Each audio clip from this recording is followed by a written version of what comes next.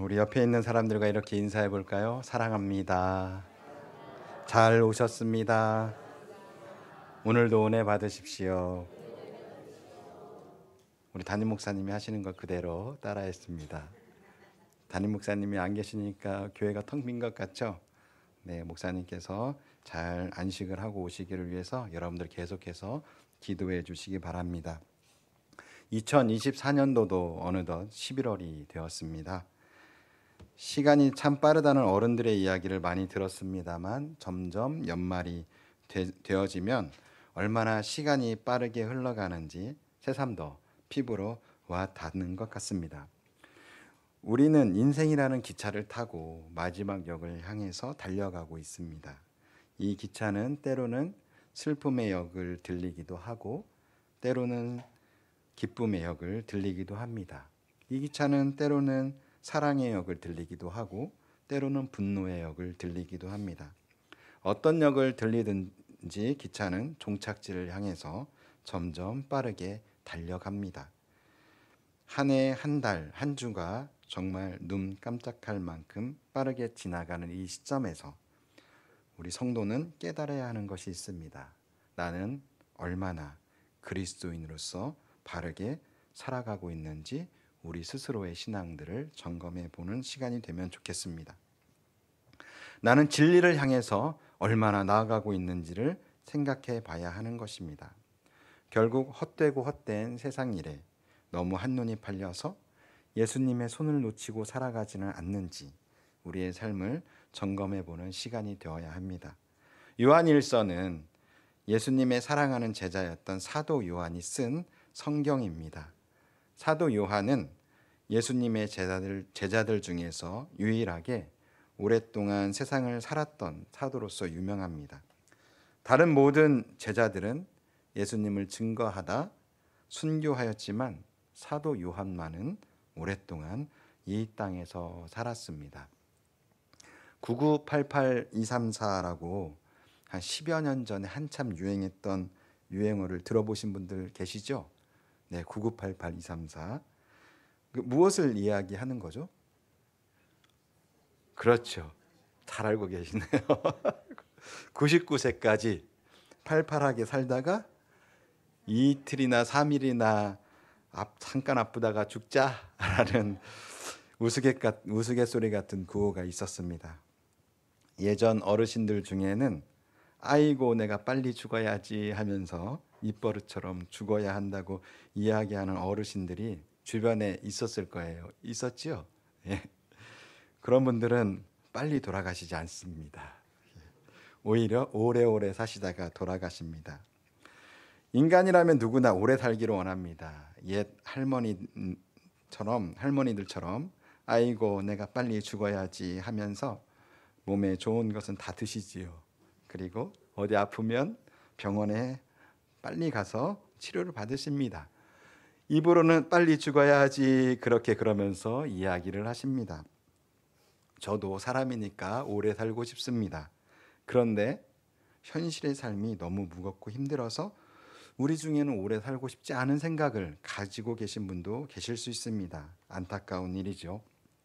어쨌든 오래 사는 일은 매우 좋은 것입니다. 그런데 그 오래 사는 인생이 병상에만 누워서 오래 산다면 그만큼 안타까운 인생도 없을 것 같습니다.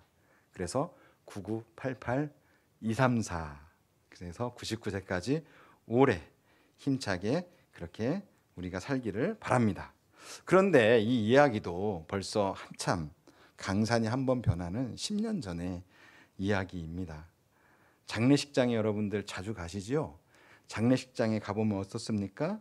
얼마나 수명이 많이 늘었는지 수명대로 사시고 돌아가시는 어르신들, 우리가 호상이라고 하는 그런 상들은 대부분 80대 중후반들까지 많으시죠? 보셨죠? 네. 무난하게 사시고 돌아가십니다. 90대까지 사시는 분들도 얼마나 많습니까? 저희 처 외할머니도 90세를 향해서 가고 계신데 이런 분들에게 9988234라고 말씀드리면 얼마나 신뢰가 되겠어요. 할머니 이제 한 9년 남으셨네요? 라는 말하고 말이잖아요. 그래서 이런 어른들에게 오래오래 그냥 건강하게 사시라고 이렇게 말씀드리는 게 좋을 것 같습니다. 그래서 9988234라는 유행어는 이 이야기가 언제부터 잘 우리 귀에 들리지 않았습니다.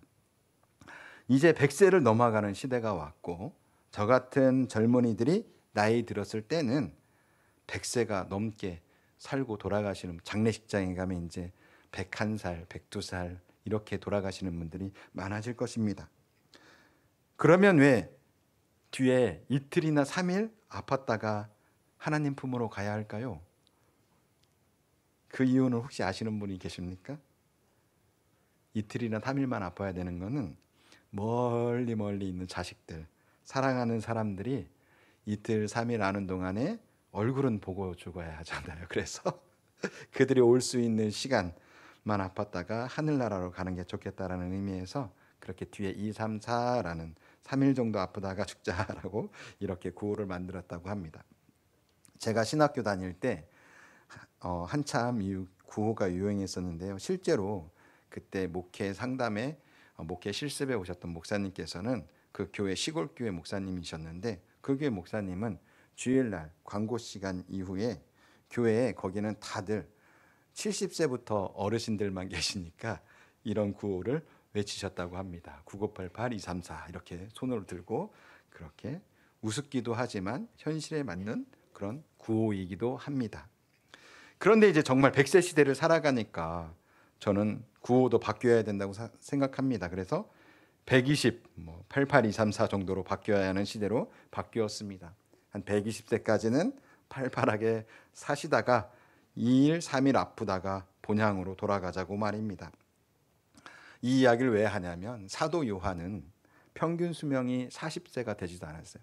30대였던 2000년 전에 거의 100세까지 살다가 그렇게 돌아가신 사도 요한입니다. 예수님의 사랑하는 제자였죠. 사도 요한은 에베소라는 지역에서 생을 마감을 했어요. 그 에베소에서 생을 마감한 것으로 비추어 보아서, 에베소는 그곳에 신학교도 있었고 도서관도 있었고 하면서 그 제자들을 많이 가르쳤던 곳인데, 이런 것을 비추어 보아서 사도 요한이 마지막까지 후대들에게 신앙을 가르치는 사역을 활발하게 했던 것으로 추정이 됩니다. 에베소에서 자신의 사랑하는 제자들과 교회들에게 교회의 큰 어른으로서 예수님과 함께 동행했던 사랑받던 제자로서 후대들에게까지 전해주고자 하는 신앙의 가르침이 많았을 거예요. 그래서 요한이 쓴 성경을 보면 오늘 본문에도 나타나듯이 아이들아라고 표현하는 부분이 여러 차례 성경에 나옵니다. 때로는 자녀들아라고 부르기도 합니다. 이 요한일서는 누가 썼을까요? 그래서 사도 요한이 썼죠. 요한이 썼습니다. 요한이 썼나요? 네, 사도 요한이 썼습니다. 우리에게 요한이가 있죠. 제가 증손자가 있는 어른에게 손자를 보면 내 자식보다 더 예쁘다고들 하잖아요. 손자 있으신 분들 계시죠? 자식보다 예쁘시죠? 네. 그런데 증손자를 보면 어떠세요? 라고 이렇게 물어본 적이 있어요. 손자는 정말 자식보다 예쁜데 증손자는 그보다 더 비교할 수 없이 예쁘다라고 하시는 말씀을 들었습니다. 역시 사랑은 내리사랑이라고 손자가 더 예쁘고 내 자식보다, 내 손자보다는 증손자가 더 예쁜 것 같습니다. 그러니 사도 요한도 얼마나 하나님의 말씀으로 양육하는 자신의 제자들, 또 그 제자들, 그 제자들이, 초대교회 성도들이 얼마나 사랑스러웠을까요? 자신의 제자들과 성도들을 향해서 부르는 호칭에서 우리는 그 사랑을 느낄 수가 있습니다. 그래서 오늘 본문인 요한일서 2장 14절 첫 단어가 무엇으로 시작하냐면 네 글자, 아이들아라고 시작됩니다. 여기에서 사용된 아이들이라는 단어는 제 할머니가 저를 부를 때 내 강아지라고 이렇게 부르셨거든요. 여러분들도 혹시 어렸을 때 그런 호칭을 들어보셨죠? 내 강아지, 이렇게 자녀나 손자들을 아주 사랑스럽게 부를 때 사용하는 단어라고 생각하시면 됩니다. 그래서 아이들아라고 부르는 것은 자신의 신앙의 영적 자녀들을 사랑하는 마음에서 아이들아라고 이렇게 요한 사도가 초대교회 성도들을 향해서 불었습니다. 그만큼 요한은 자신의 제자들과 교회 공동체를 사랑했다는 것을 이 시작하는 단어를 통해서 느낄 수 있습니다. 여러분, 제가 아직 젊지만 한 살 한 살 먹어가면서 이렇게 드는 생각이 있어요. 어른들 말씀을 잘 들어야겠다라고 이렇게 생각이 들어요. 여러분들 어른들 말씀 들어서 손해 볼 일 있나요, 없나요? 없지요. 어른들 말씀 중에 틀린 이야기가 있을까요, 없을까요? 네, 대부분 없어요. 인생을 먼저 살아본 어른들이 하신 말씀에 귀를 기울이는 것은 그것이 하나님 말씀이 아니더라도 우리 인생들은 귀를 기울이고 살아갑니다. 어른들의 경험에서 나오는 말씀은 그런 귀한 말이죠. 우리가 깨달을 수 있는 교훈들을 이야기하고 있습니다. 하물며 살아있는 예수님의 제자인 사도 요한이 자신의 신앙의 제자들에게, 신앙의 손자들에게, 신앙의 증손자들에게 전하는 메시지는 귀할까요? 안 귀할까요? 예, 매우 귀합니다. 너무 잘하세요. 그것도 사랑으로 전하는 메시지이기 때문에 더욱 그 말씀이 얼마나 귀하겠습니까? 오늘 우리에게 주어지는 이 말씀을 한없이 흠이 많고 부족한 제가 여러분들에게 전하는 가벼운 말씀이라고 생각하신다. 그렇게 생각하지 마시고, 우리 할아버지의 할아버지가 손자를 사랑하는 마음을 담아서 이야기하신다고 생각하고 이 말씀을 들으신다면 이 말씀이 살아서 우리 안에 들어올 것 같습니다. 아멘. 거기에 더해서 이 말씀은 누구의 말씀인가요? 살아계신 하나님의 말씀입니다. 오늘 이 말씀이 듣는 우리 성도님들에게 모두 하나님의 크신 은혜가 있기를 소망합니다. 오늘 설교 제목은 하나님의 뜻을 행하는 자입니다. 그러면 하나님의 뜻을 행하지 않는 자도 있을까요? 있지요. 많습니다. 하나님을 믿는 사람들 중에서도 하나님의 뜻을 행하는 사람과 행하지 않는 사람들이 있습니다. 또 하나님의 뜻을 행하다가도 하나님의 뜻을 행하지 않는 그런 믿음의 사람도 있기도 합니다. 2000년 전 초기 기독교 공동체에도 마찬가지였어요. 2000년 전이에요. 정말 오래전 일이죠. 그래서 사도 요한은 자신의 사랑하는 제자들과 교회를 향하여 오늘 말씀하고 있는 것입니다. 그런데 특이한 점은 부르는 대상을 구분하고 있습니다. 오늘 본문 14절 말씀을 함께 읽겠습니다. 요한일서 2장 14절 말씀입니다. 시작. 아이들아, 내가 너희에게 쓴 것은 너희가 아버지를 알았으며, 아비들아, 내가 너희에게 쓴 것은 너희가 태초부터 계신 이를 알았으며, 청년들아, 내가 너희에게 쓴 것은 너희가 강하고 하나님의 말씀이 너희 안에 거하시며 너희가 흉악한 자를 이기었음이라. 아멘. 여기 이 14절 말씀에 보면 세 부류의 대상이 등장합니다. 첫 번째로는 시작할 때 아이들아라고 이야기를 했고, 두 번째로는 중간에 아비들이 나옵니다. 아비들. 그리고 세 번째로는 청년들이 나옵니다. 요한이 이렇게 구분해서 당부할 수 있었던 것은 요한의 편지를 받는 교회 공동체의 상황을 속속들이 잘 알고 있었다는 것입니다. 그래서 신앙의 상태에 따라서 아이들, 그리고 아비들, 청년들로 나누어서 부르고 있습니다. 신앙의 아이들에게는 너희가 아버지를 알았다라고 이렇게 표현하고 있습니다. 여기에서 아버지는 누구일까요? 요한일까요? 하나님을 말하는 거죠. 성부, 성자, 성령, 삼위 하나님을 의미합니다. 신앙의 아이들은 하나님을 아는 사람입니다. 머리로서. 하나님을 아는 것은 매우 중요하죠. 하나님이 우리의 창조주가 되시고 우리를 위하여 십자가에 달려 돌아가시고 우리를 구원하기 위해 다시 오신다는 것, 이것을 아는 것은 매우 중요합니다. 그것을 아는 사람을 우리는 그리스도인이라고 합니다. 그러나 여기에서 아이들이라 함은 하나님이 어떤 분이라는 것을 아는 것에 그치는 초기 신앙인들을 지칭하는 것입니다. 하나님이 우리에게 해야 할 것과 하지 말아야 할 것들을 이 성경 말씀을 통해서 말씀하고 계신데요. 그렇게까지는 행하지는 못하는 사람을 바로 이 아이라고 표현하고 있는 거예요. 이제 막 교회에 나오고 신앙생활을 시작한 사람들도 이 부류에 들어가겠죠. 수십 년을 교회 문턱을 밟았지만 세상과 짝하고 살아가는 사람도 이 부류에 들어갈 수 있습니다. 그리고 교회에 와서 봉사하다가 자기 맘 상하는 일이 생기면 제가 조금 죄송한 표현을 하겠습니다. 에잇 못해 먹겠네. 봉사하시다가 이렇게 말씀하시는 분들이 있을 수 있어요. 이렇게 생각하고 표현하는 사람들이 있는데 이런 분들은 바로 신앙의 아이들입니다. 저희 아버지는 은퇴하신 목사님이십니다. 지금은 은퇴하셔서 논산이라는 곳에서 그 텃밭을 가꾸시고 작은 컨테이너에서 그 동네 할아버지 할머니들 모여가지고 함께 예배를 드리고 계신데요. 저는 아버지께서 창고를 빌려서 교회를 개척하시고 시골 면소재지에서 교회를 건축하시고 그 교회에서 은퇴하시는 모습을 가깝게 또 멀리에서 지켜봤습니다. 그러면서 많은 장로님, 권사님, 집사님, 성도님들을 배웠어요. 제가 말씀드리고 싶은 것은 오랜 세월을 걸쳐서 그리스도인으로 살아가지만 신앙의 아이로서 살아가는 많은 분들을 간접적으로, 직접적으로 보았다라는 것입니다.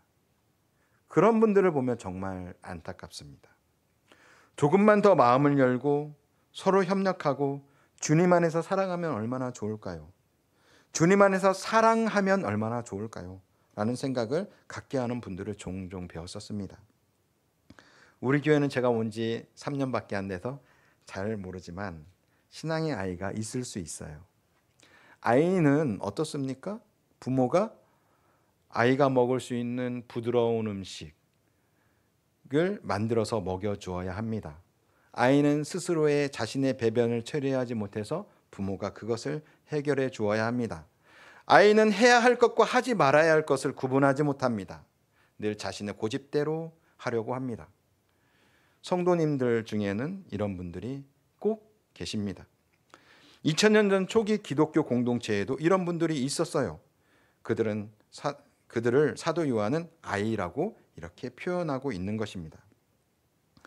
이렇게 아이 다음에 누가 나오냐면 두 번째 부류는 아비들이 나옵니다. 여기에서 아비는 아버지를 의미하는 것이 아닙니다. 어머니들은 소외됐죠.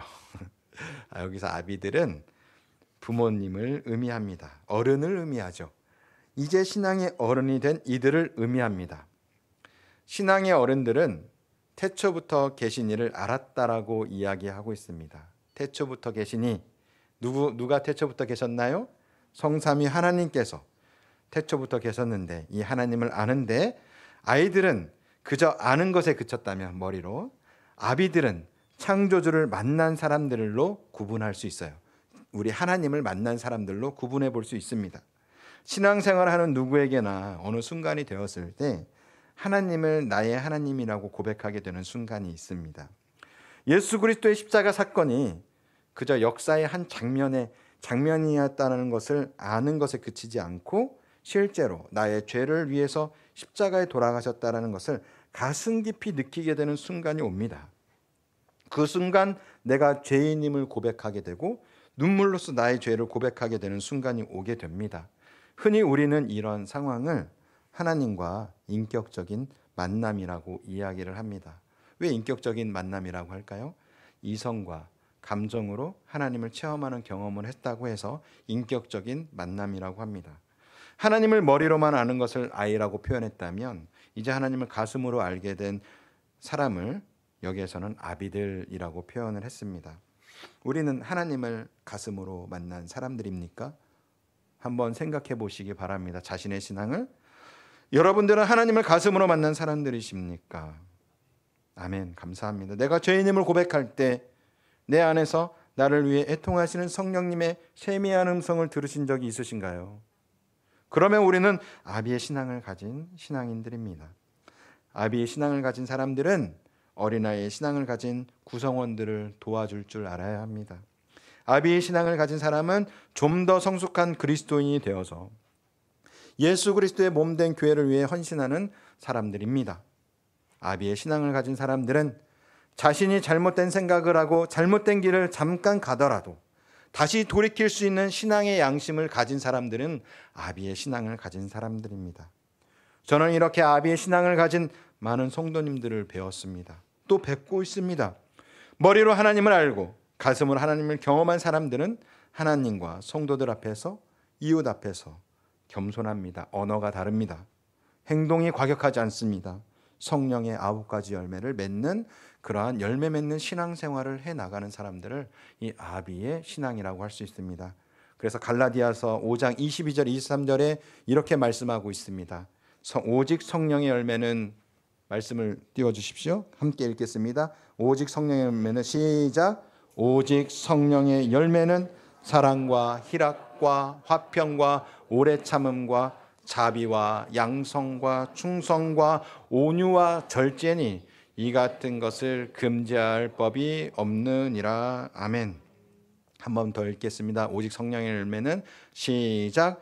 오직 성령의 열매는 사랑과 희락과 화평과 오래 참음과 자비와 양성과 충성과 온유와 절제니 이 같은 것을 금지할 법이 없느니라. 아멘.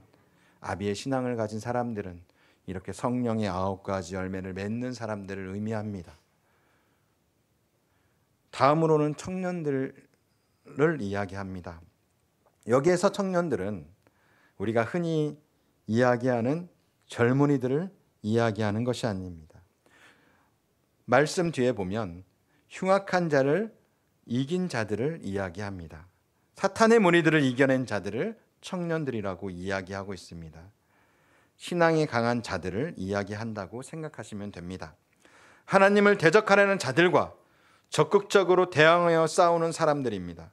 교회를 흔드는 이단 사상에 대해서 적극적으로 대처하고 교회를 흔드는 세상의 법들에 대해서도 적극적으로 대처하여 이길 수 있는 강한 힘을 가진 신앙인들을 청년들이라고 표현하고 있습니다.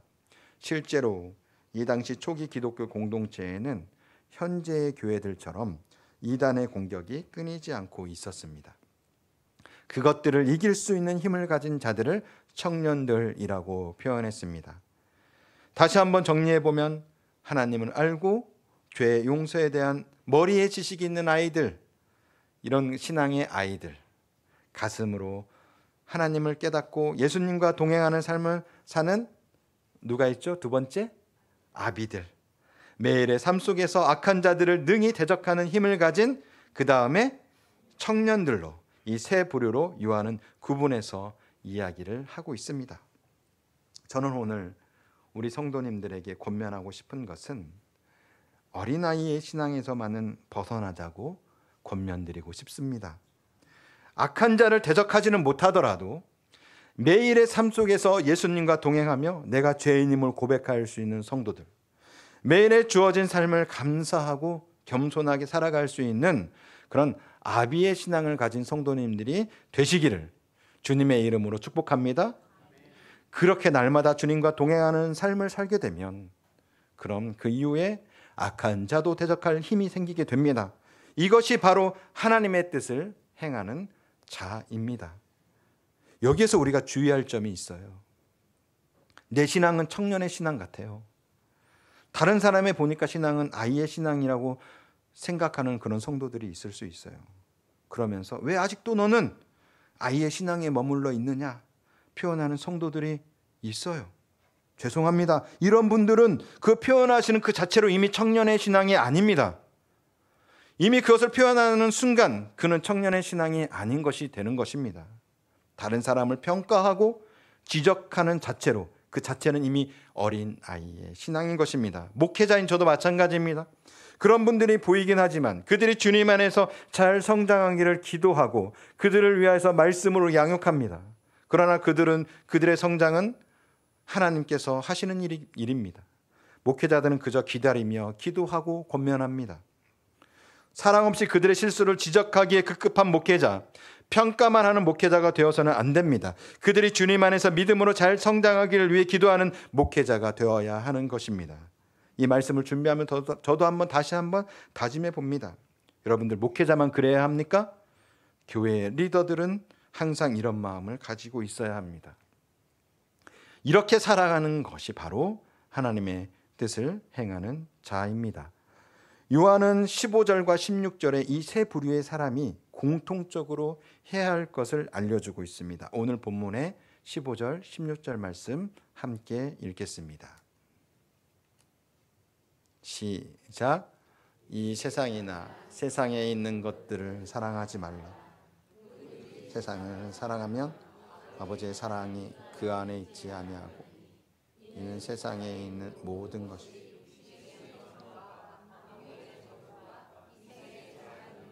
다 아버지께로부터 것이 아니요 세상으로부터 온 것이니라. 16절 말씀 한 번 더 읽겠습니다. 시작. 이는 세상에 있는 모든 것이 육신의 정욕과 안목의 정욕과 이생의 자랑이니 다 아버지께로부터 온 것이 아니요 세상으로부터 온 것이라. 아멘. 우리는 하나님께서 만들어 놓으신 이 세상을 살아갑니다. 그런데 안타까운 점은 이 세상이 첫사람 아담의 범죄 이후 우리는 에덴에서 추방되었어요. 그리고 땅은 저주를 받아서 성경 말씀에 가시덤불과 엉겅퀴를 내는 땅으로 바뀌게 되었다라고 표현하고 있습니다. 사람은 남자는 땀을 흘리며 살아가야 먹고 살 수 있는 그런 땅에서 살게 되었습니다. 여자는 해산의 고통을 더하게 하였고 뱀은 배로 평생 땅을 기게 하나님께서 저주하셨습니다. 오늘 본문에서 말하는 세상은 이렇게 타락한 이 땅을 이야기합니다. 이 땅은 사탄의 지배를 받는 세상을 의미합니다. 세상을 살아가지만 세상을 사랑하면 안 된다는 것입니다. 어렵습니다. 어떻게 해야 할지 잘 모르겠습니다. 세상을 살아가는데 어떻게 세상을 사랑하지 않을 수 있습니까? 그래서 제가 한 가지 예를 들어 보도록 하겠습니다. 우리는 세상에 살아가면서 땀을 흘려서 돈을 벌어야 하죠. 정당하게 땀을 흘려서 돈을 버는 것은 세상을 사랑하는 것이 아니라 하나님의 말씀을 따라서 살아가는 것입니다. 동의하십니까? 다시 한번 말씀드릴게요. 정당하게 땀을 흘려서 세상을 살아가는 것은 세상을 사랑하는 것이 아니라 하나님의 말씀을 따라서 살아가는 것입니다. 하나님께서 우리에게 그렇게 땀을 흘려서 수고해서 먹고 살으라고 말씀하셨기 때문입니다. 어떤 사람들은 땀을 흘리는 일이 아닌 자신의 지식과 재능으로 돈을 벌고 살아갑니다. 이러한 일들로 마찬가지로 하나님의 뜻을 따라 살아가는 것입니다. 그러나 여기서 우리가 주의해야 할 점이 한 가지 있습니다. 불법적인 일로 남을 속이는 행위로 신앙 양심에 가책받는 일을 하면서 돈을 벌며 살아가는 것, 그것은 하나님의 뜻대로 살아가는 것이 아닌 바로 세상을 사랑하며 살아가는 행위입니다. 지식으로 먹고 사는 사람들이 남의 것을 도둑질에다 표절에다가 자기 것인 양 돈을 버는 것, 이것도 세상을 사랑하는 것입니다. 우리 그리스도인들 중에 그런 사람이 있을까요, 없을까요? 있을 수 있어요. 그런 사람은 세상을 사랑하는 사람입니다. 하나님을 사랑하는 사람이 아닙니다. 그 기준이 무엇일까요? 각자의 일이 수만 가지 직업들이 있고 수만 가지 일이 있는데 그 기준이 애매모호하잖아요. 하나님께서는 그래서 그 기준을 우리에게 알려주시기 위해서 우리 마음에 신앙 양심을 주셨어요. 성령님께서 우리 안에 계심으로 우리는 우리가 하는 일인 선한 일인지 악한 일인지 알 수 있습니다. 그리고 성경 말씀을 통해서 우리가 하나님의 말씀을 알고 그것을 우리가 판단할 수 있는 것입니다. 아무리 땀을 흘리는 일을 하더라도 남을 속이거나 신앙 양심의 가책을 받는 일을 하며 자신의 줄임배를 채워간다면 그것은 하나님을 사랑하는 것이 아닌 세상을 사랑하는 것입니다. 16절 말씀을 다시 한번 띄워주시겠습니까? 한 번 더 읽도록 하겠습니다. 시작. 이는 세상에 있는 모든 것이 육신의 정욕과 안목의 정욕과 이생의 자랑이니 다 아버지께로부터 온 것이 아니요 세상으로부터. 여기 16절에 육신의 정욕이라고 표현되어 있지요. 우리 몸이 느끼는 정욕을 의미하는 바가 아닙니다. 여기에서 육신의 정욕은 더 넓은 큰 개념을 가지고 있습니다. 정욕이라 하면 이 단어의 정욕이라고 하면 금지된 것에 대한 욕망을 이야기하고 있는데, 그래서 육신의 정욕은 죄를 쫓아간 우리들의 죄성 전체를 의미하는 것이에요. 죄를 쫓아가는 행위들. 안목의 정욕이 그래서 그 뒤에 이어서 나오는데, 안목의 정욕은 안목 무엇입니까? 보는 것을 의미하죠. 보는 것 중에서도 죄성을 따라서 보게 되는 것들이 바로 안목의 정욕입니다. 너무 잔인한 영상을 본다든지 너무 선정적인 영상을 본다든지 하는 것들이 여기에 속합니다. 초대교회 당시에는 대표적으로 로마 원형 경기장이 바로 이 안목의 정욕에 속합니다. 무고한 사람들을 원형 경기장에서 무참히 죽게 함으로써 인간의 말초신경을 자극하는 그런 대표적인 안목의 정욕이라고 할 수 있는 것입니다. 그러면 다음에 하나 더 있죠? 무엇이 나오나요? 말씀해 보니까 이생의 자랑. 이 세상에 속한 것은 다 썩어질 것들이라고 여러분들 고백할 수 있나요? 그것들이 영원할 것 같다는 생각으로 다른 사람들에게 보이려는 그런 허영심을 바로 이생의 자랑이라고 하는데, 세상에 여러분들 영원한 것이 있나요? 영원한 것은 없습니다. 그러나 내가 가진 것은 영원할 것만 같지요. 그것을 탐하고 자랑하는 것을 바로 이생의 자랑이라고 하는 것입니다. 여러분들 가진 것이 많으신 분들이 있어요. 태어나자마자 금수저, 다이아몬드 수저, 이런 분들은 가진 것이 많지요. 그럴 때는 감사하시기 바랍니다. 너무 많이 가지고 있으면 여러분들 탈이 나요. 그런 어떤 사람들은 나는 다른 사람들보다 가진 것이 적은데요라고 말씀하시는 분이 있을 수도 있습니다.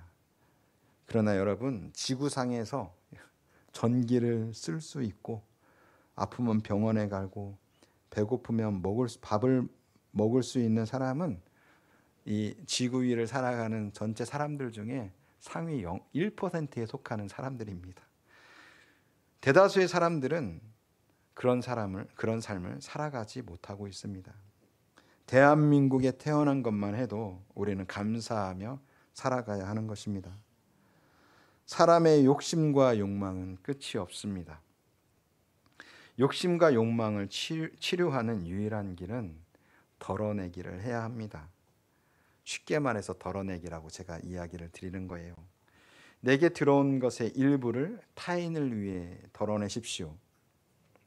우리 안에 욕심과 욕망이 치료되는 놀라운 경험을 할 수 있습니다. 아이들에게만 나누라고 가르치지 마십시오. 어른들도 나누어야 합니다. 오히려 어른들이 더 자신의 것을 나누지 못하는 모습을 볼 수 있습니다. 이런 분들이 계시다면 오늘 말씀을 듣고 한번 자신을 돌아보시기를 바랍니다. 나는 얼마나 내 것을 주장하고 살았는지 말입니다. 여러분 모두 썩어질 것들입니다. 아무리 움켜쥐어 보십시오. 하나님께서 우리의 생명을 부르시면 통장의 잔고가 100억이 있든 1000억이 있든 통장의 잔고가 마이너스 통장이든 우리는 무엇이 소용이 있겠나요? 그냥 이 땅의 것을 그대로 두고 떠나가게 되는 것입니다. 제가 오늘 말씀을 정리해 보도록 하겠습니다. 신앙의 단계는 아이와 어른, 청년의 단계가 있다라고 요한이 이야기를 하고 있어요. 나의 신앙 단계는 어디쯤에 있는지, 아직 어린아이의 신앙 단계라 한다면 올해를 마무리하며 조금은 성장하는 신앙인이 되시기를 기도하시기 바랍니다. 이제는 누군가 나에게 부드러운 음식만을 주지 않아도 소화시킬 수 있는 신앙인, 조금 거친 음식을 먹어도 소화시킬 수 있는 어른의 신앙인이 되시기를 축복합니다. 나아가서 악한 세력에 대항할 수 있는 힘을 가진 청년의 신앙이 되면 좋겠지만 적어도 어린아이의 신앙만은 벗어나기를 위해서 우리가 벗어나기를 주님의 이름으로 축복합니다. 이렇게 살아가려면 우리는 세상의 것을 너무 사랑하지 말아야 합니다. 세상의 것은 어느 것 하나 썩지 않는 것이 없습니다. 여러분들 보고 계신 이 육신도 언젠가는 썩어질 육신인 것입니다. 안 썩어질 것 같죠? 다 썩어지는 거예요. 모두 다 소멸할 것들이기에 우리는 그 안에서 살아가지만 그 세상을 사랑하지 말아야 하는 것입니다. 불법을 행하거나 다른 사람을 이용해서 돈을 버는 행위, 내 이익과 욕심과 정욕을 채우기 위해서 양심을 속이면서 살아가는 행위, 또 그것들을 바라보며 나는 그렇게 살지 못하는데 부럽다고 생각하는 행위도 모두 우리가 쫓아가지 말아야 할 썩어질 세상인 것입니다. 조금 부족하게 살면 어떻습니까? 다시 한번 말씀드릴게요. 여기서 아멘을 해주세요. 조금 부족하게 살면 어떻습니까? 남보다 조금 덜 맛있는 음식 먹고 살면 어떻습니까? 하나님과 동행하며 나의 작은 것이지만 이웃을 위하여 베풀고 나누면서 사는 삶, 이것이 바로 하나님께서 우리에게 원하시는 그리스도인의 삶이며 이렇게 살아갈 때 우리 안에 천국을 맛볼 수 있는 것입니다.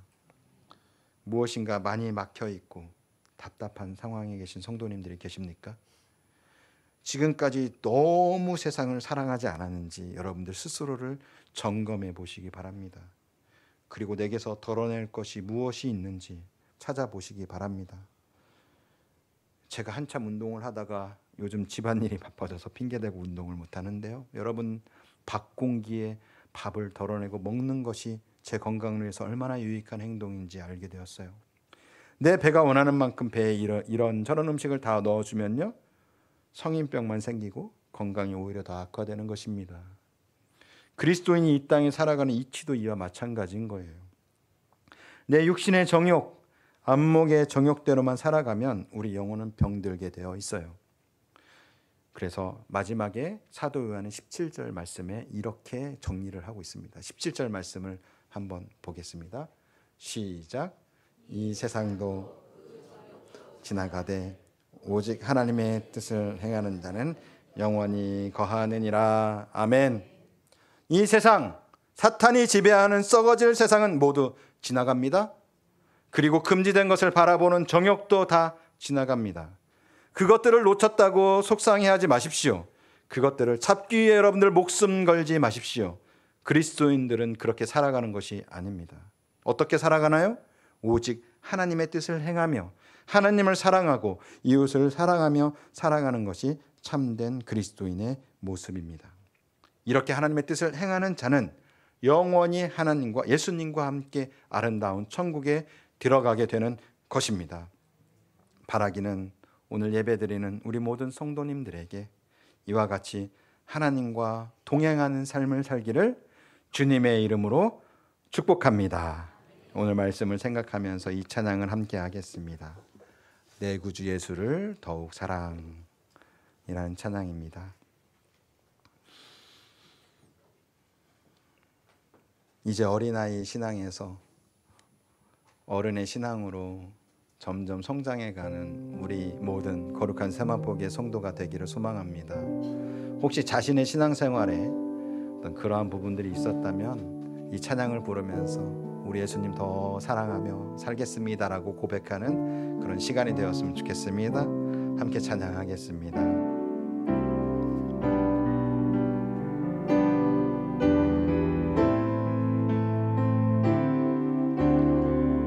내 구주 예수를, 내 구주 예수를 더욱 사랑하며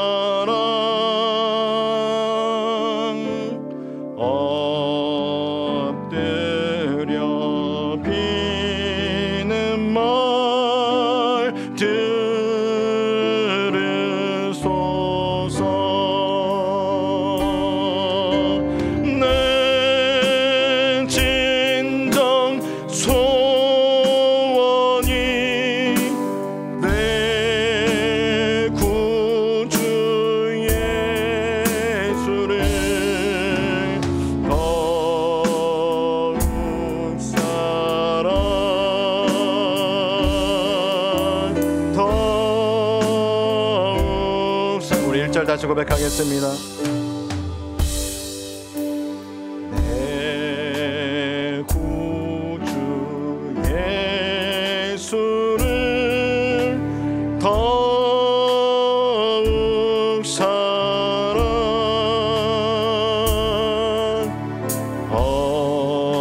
엎드려 비는 말들으소서.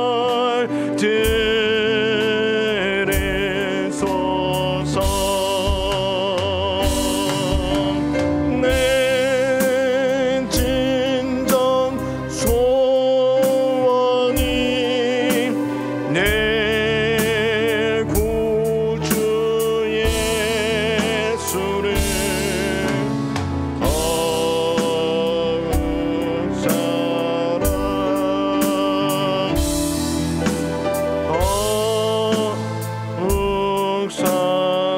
우리 이 시간 함께 기도하면서 나아가겠습니다. 주신 말씀처럼 이제 어린아이의 신앙을 버리고 성숙한 어른의 신앙이 되게 해달라고 기도하십시오. 그리고 세상의 것들을 사랑하지 않고 오직 하나님만을 사랑하게 해달라고 우리가 들은 말씀을 생각하며 주여 한번 외치고 통성으로 주님 앞에 결단하며 기도하며 나가겠습니다. 다 같이 기도하시겠습니다. 주여, 하나님 아버지 감사합니다. 하나님 이제 어린아이의 신앙을 버리게 하여 주시옵소서. 하나님 우리가 인격적으로 주님을 만나게 하시고 하나님 나의 아버지의 것들을 덜어내고 하나님 아버지를 사랑하며 세상을 사랑하지 않는 그러한 신앙의 삶을 살게 하여 주시옵소서. 하나님 우리 사랑하는 성도들 그것들을 위하여 결단합니다. 하나님 아버지 더 이상 우리가 주님 앞에 나와서 어린아이 같은 그런 신앙을 살지 아니하도록 오늘 아버지는 결단하며 기도하오니 주님께서 함께하여 주시옵소서. 하나님 아버지 이것들을 위해서 결단하고 기도하고 나아갈 때 우리 사랑하는 성도들 신앙이 한 단계 서 성숙하여서 하나님을 사랑하고 이웃을 사랑할 수 있는 신앙인들이 될 수 있도록 인도하여 주시옵소서. 하나님 주님의 이름을 찬양합니다. 주여 우리를 긍휼히 여겨주시고 우리를 불쌍히 여겨주시옵소서. 내 구주 예수를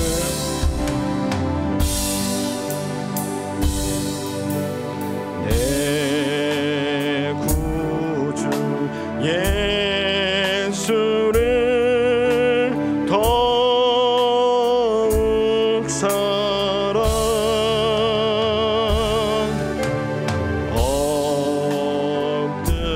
엎드려 비는 말들으소서. 내 진정 소원이 내 구주 예수를 더욱 사랑 더욱 사랑.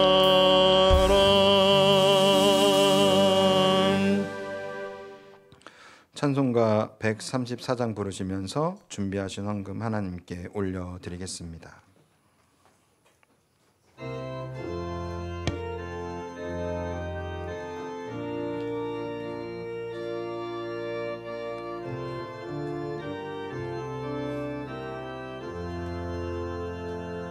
나 어느 날 꿈속을 헤매며 어느 바닷가 거닐 때 그 갈릴리 오신이 따르는 많은 무리를 보았네. 그 시리맹이니 눈을 뜨는 것 보았네. 그 갈릴리 오시니 능력이 나를 놀라게 하였네. 내가 영원히 사모할 주 참 사랑과 은혜 넘쳐 나 배웠고 그로부터 내 구주로 섬겼네. 그 사랑의 눈빛과 음성을 나는 잊을 수 없겠네. 그 갈릴리 오시니 그때에 이 죄인을 향하여 못 차고 난 그 손과 옆구리 보이시면서 하신 말, 내 증죄 사했다 하실 때 나의 죄짐이 풀렸네. 내가 영원히 사모할 주님, 참 사랑과 은혜 넘쳐 나 배웠고 그로부터 내 구주로 섬겼네. 그 사나운 바다를 향하여 잔잔하라고 명했네. 그 파도가 주 말씀 따라서 아주 잔잔케 되었네. 그 잔잔한 바다의 평온함 나의 마음속에 남아서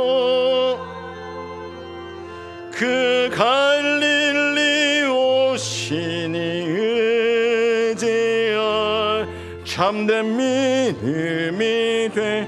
우리 다 같이 자리에서 일어나서 찬양하겠습니다. 내가 영원히 사모할, 내가 영원히 사모할 주님, 참 사랑과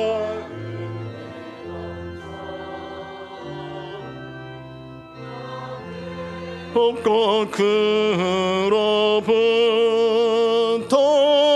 내 구주로 섬겼네. 이 세상의 무거운 짐, 이 세상의 무거운 짐진 자 모두 주 앞에 나오라. 그 놀라운 은혜를 받아서 마음의 평안을 얻으라.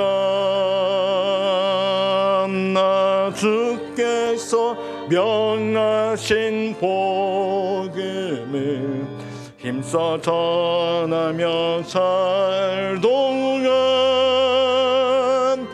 그 갈릴리 오시니 내 맘에 항상 계시기 원하네.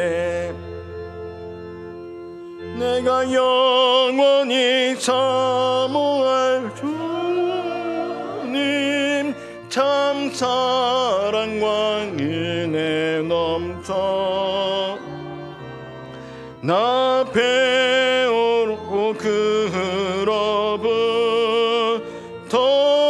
내 구주로 섬겼네.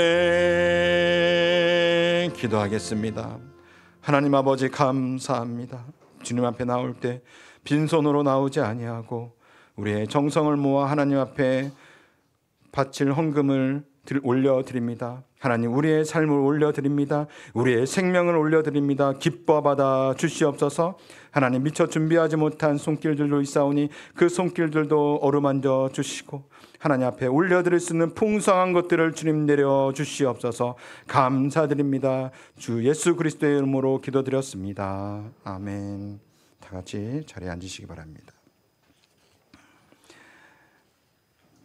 저희 담임 목사님께서는 계속해서 안식월 중이십니다. 오늘 오후 예배는 5일 코스 예배로 드립니다. 구역별로 모여주시기 바랍니다. 수요 기도회는 교회 공동체가 함께 모여 기도하는 시간입니다. 담임 목사님 안 계실 때에는 여러분들 더 나오셔야 돼요. 네, 그래서 기도해 주시기 바랍니다. 이번 주 아멘 감사합니다. 이번 주 매일에 만나는 앙콜 방송으로 제가 우리 담임 목사님 한 500편 이상 이렇게 매일의 만나를 만들어 놓으신 것 중에서 들어보고 좋은 말씀 올려드리고 있습니다. 꼭 한 번 더 들어보시고 그 밑에 시간이 지났더라도 여러분들 아멘으로 이렇게 댓글을 달아주시면 좋겠습니다. 11월 암송 말씀 우리 주보를 보면서 함께 읽어보도록 하겠습니다. 시작. 감사로 제사를 드리는 자가 나를 영화롭게 하나니 그의 행위를 옳게 하는 자에게 내가 하나님의 구원을 보리라. 시편 50편 23절 말씀. 아멘. 다시 한번 읽어보겠습니다. 시작. 감사로 제사를 드리는 자가 영화롭게 하나니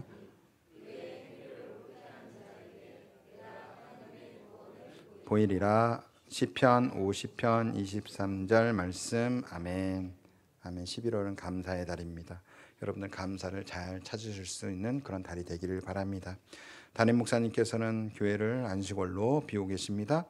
가정에 유고가 생겼을 때는 저에게 연락해 주시길 바라는데 목사님 계시는 동안에는 장례도 일어나면 안 됩니다. 안 계시는 동안에는 여러분들 건강 붙드시기 바랍니다. 이번 추수감사주일에는 온 구역이 함께 참여하여 만찬을 준비합니다. 식당 운영부를 중심으로 메뉴를 선정해 주시고 준비해 주시기를 바랍니다. 모임과 봉사, 교우 소식 이렇게 참고해 주시기 바랍니다. 시간이 늦었지만 우리가 함께 기도하는 시간을 갖도록 하겠습니다. 기도 제목 띄워주시고요. 네, 우리 환우들과 계속해서 기도하고 있어요. 특별히 우리 우혁이가 좀 많이 좋아졌죠. 그래도 계속해서 여러분들 기도해 주시길 바라고요. 그리고 군 복무 중에 있는 평강이 수능시험 준비하는 성은이 얼마 남지 않았습니다. 건강하게 잘 지혜롭게 준비할 수 있게 해달라고, 그리고 해외 출타 중인 우리 민수 그곳에서 좋은 소식 들리게 해달라고, 그리고 우리 최동희 방영 선교사님을 위해서 같이 주여 한번 해치고 합심해서 기도하고 제가 기도하겠습니다. 다 같이 기도하겠습니다. 주여 하나님 감사합니다. 하나님 아버지, 우리와 함께 신앙생활할 수 있는 우리 장로님, 권사님, 집사님, 성도님들을 보내시고 하나님 아버지 주님 앞에 함께 예배드리게 하심을 감사합니다. 하나님, 그러나 아버지는 육신의 건강함에 육신의 연약함으로 인하여서 주님 앞에 나오지 못하고 있는 처소에서 예배를 드리는 우리 성도들도 있습니다. 하나님 아버지, 그들을 불쌍히 여기시고 그들을 긍휼히 여겨 주셔서 그들이 아버지 하나님 주님 앞에 나와서 예배드릴 수 있는 건강함을 회복할 수 있도록 인도하여 주시고, 그들의 마음이 아프지 아니하도록 그들의 마음도 위로하시고 그들의 가족들도 위로해 주시고, 그들의 아버지 하나님 주님을 알게 하여 주시옵소서. 그 어려운 것을 통하여서 주님을 더 알 수 있는 우리 환우를 될 수 있도록 인도하여 주시옵소서.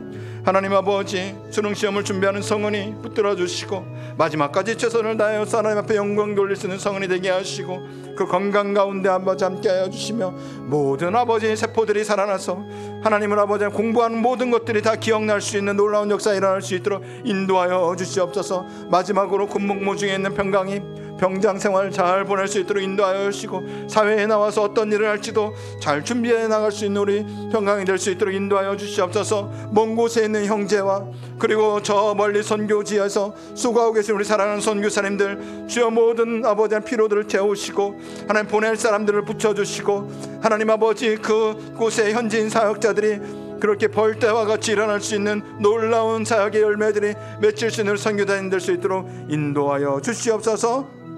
하나님의 이름을 찬양합니다. 오늘도 우리와 함께 하신 주님의 이름을 높여드립니다.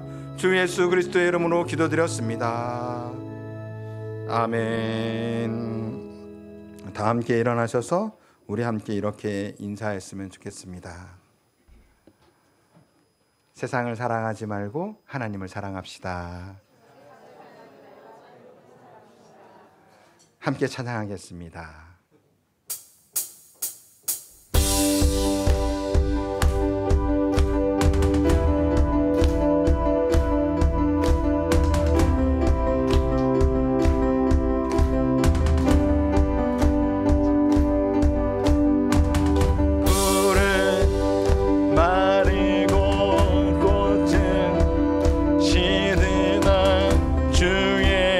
말씀은 영원해.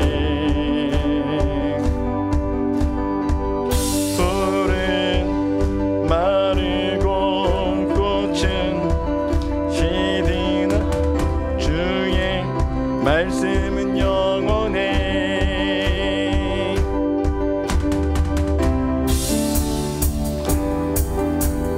믿는 자 그의 구원을 그의 구원을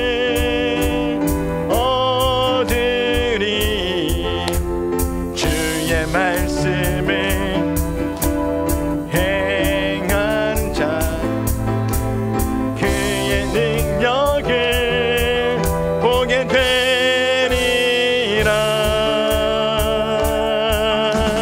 주의 말씀은 영원해. 주의 말씀은 영원해.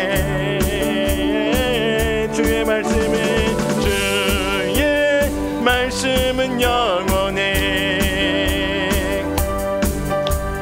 주의 말씀은 영원해. 영원해. 영원해. 주의 말씀은 영원해. 주의 말씀은 영원해.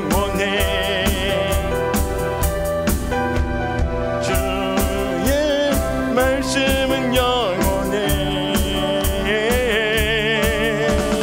주의 말씀은 영원해.